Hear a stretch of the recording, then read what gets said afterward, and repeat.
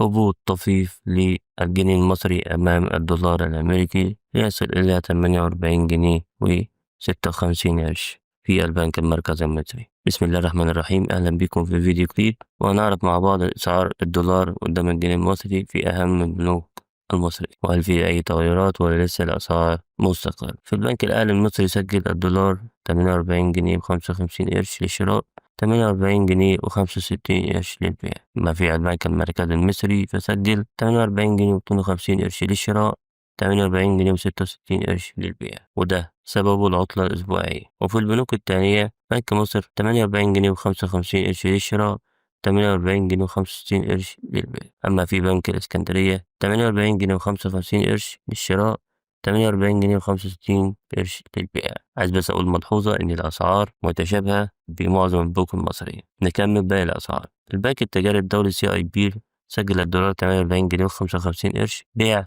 48 جنيه و56 قرش. أما في مصرف أبو ظبي الإسلامي 48 جنيه و68 قرش للشراء، 48 جنيه و78 قرش للبيع. في بنك أبو البركة سجل الدولار 48 جنيه و53 قرش للشراء، 48 جنيه و63 قرش للبيع. أما في بنك قناة السويس 48 جنيه و55 قرش للشراء، 48 جنيه و65 قرش للبيع. وبكده نكون عرفنا أسعار الدولار قدام الجنيه المصري النهاردة في البنوك المختلفة. تابعونا بشكل يومي عشان يوصل لكم كل جديد عن أسعار العملات لحظة بلحظة.